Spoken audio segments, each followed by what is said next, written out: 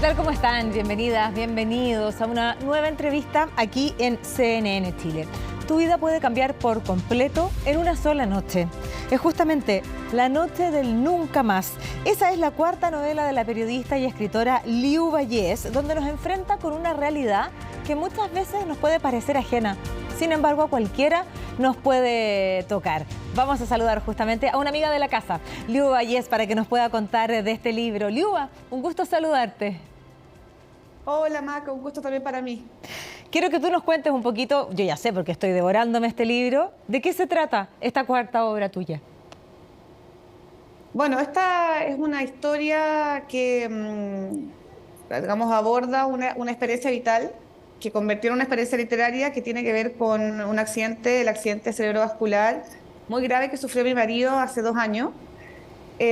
Y que yo transformé en un registro de experiencias y de situaciones que fueron muy difíciles y que logré convertir en un libro.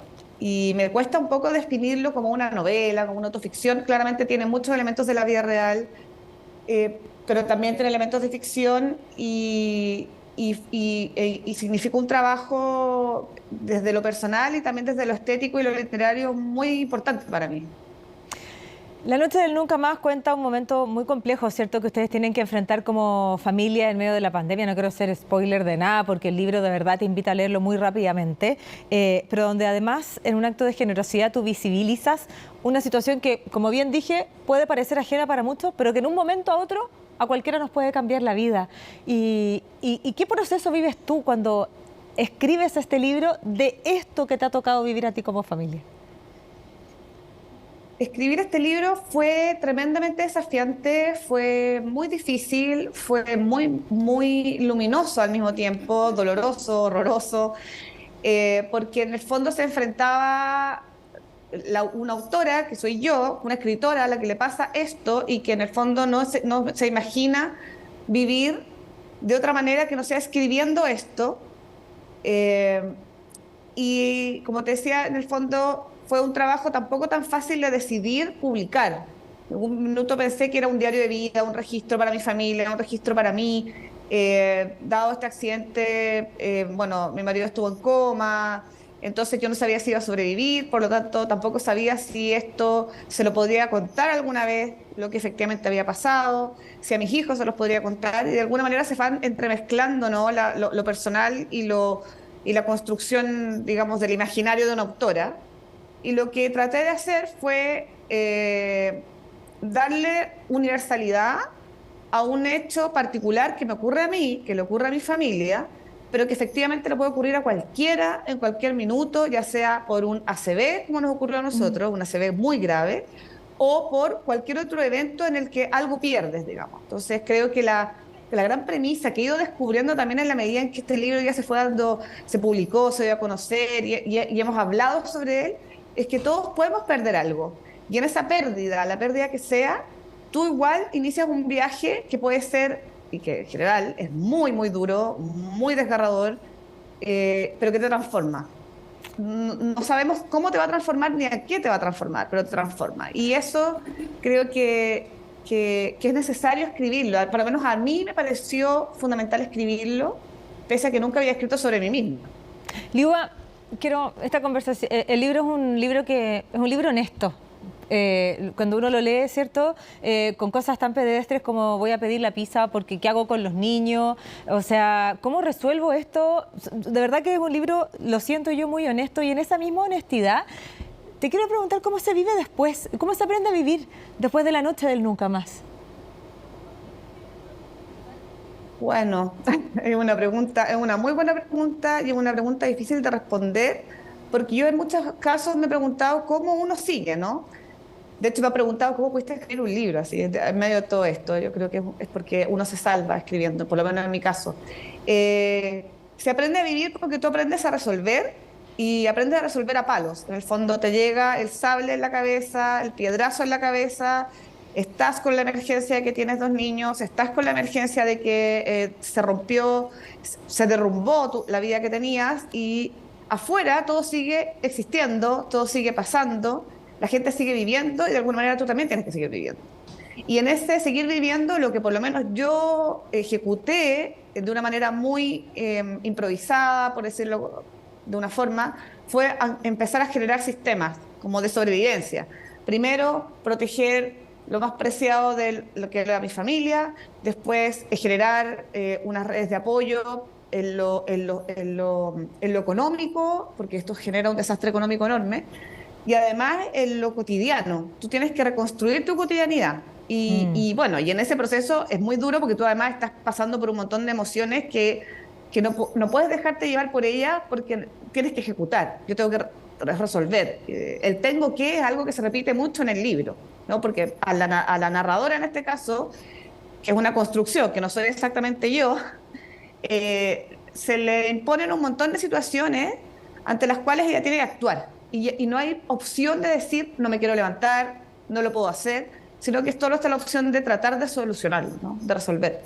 Y esta noche del Nunca Más, tú la viviste, ¿cierto?, con un ACV de tu marido, pero muchas personas la viven con distintas experiencias. Y finalmente este libro, a todas las personas que han vivido alguna pérdida en algún sentido, bien lo dices tú, o sea, tu marido sigue contigo, pero alguna pérdida en algún sentido te hace ser una persona distinta. Y cuando uno conecta con el relato, se encuentra con un relato honesto. Y además escrito con una pluma que te invita, además, bueno, ese talento lo conocíamos de antes, que te invita a no parar de leer el libro, pero además con pasajes, con citas de otros autores, con otras obras, y eso digo, bueno, ¿en qué momento conectó esta historia con esta cita, o con este relato, o con este autor?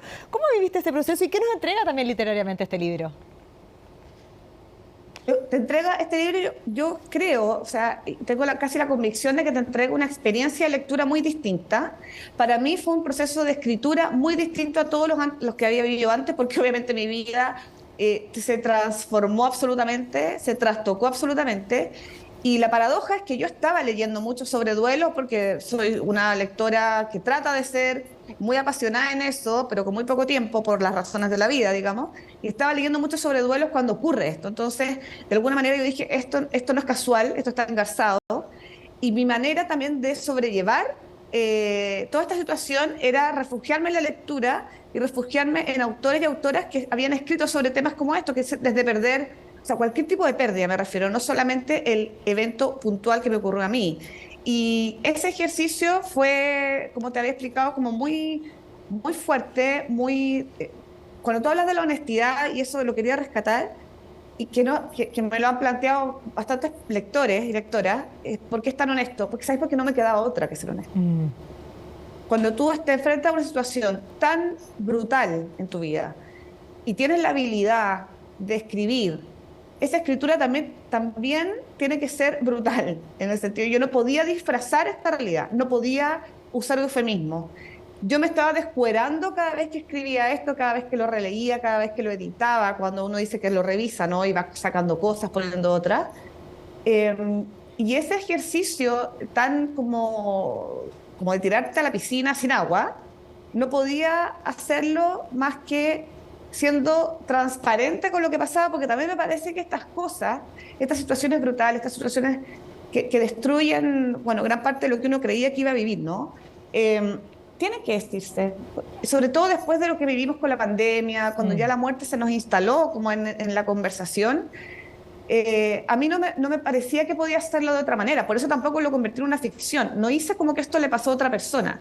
Claro. No construí una Cristina que vive esto, ¿no? Construí una L, que es básicamente en gran parte yo, que vive esto y traté de que esa conexión con las otras escrituras que yo estaba consultando mientras pasaba todo esto tuvieran una conexión estética, y traté de que lo horroroso, porque es horroroso, no te puedo decir que es una linda experiencia y uno aprende un montón, no, o sea, son cosas que ojalá nunca hubieran ocurrido. Traté de que ese horror se transformara en algo bello, y creo que eso es lo que tiene la literatura, que uno puede construir, ¿no? Y entregar algo, historias que por fuerte que sean, tienen una belleza. Y espero que los lectores y las lectoras encuentren esa belleza.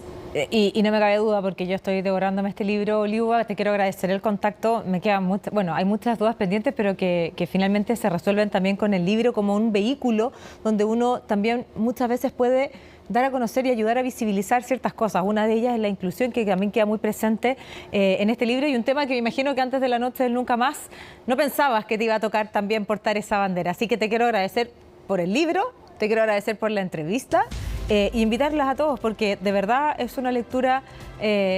Además que te ayuda a pasar el tiempo y a canalizar muchas emociones que nosotras tenemos y que nos ayudan también a poder canalizarlas. Así que, Liuba, gracias. Gracias a ti, Maca. Un abrazo grande.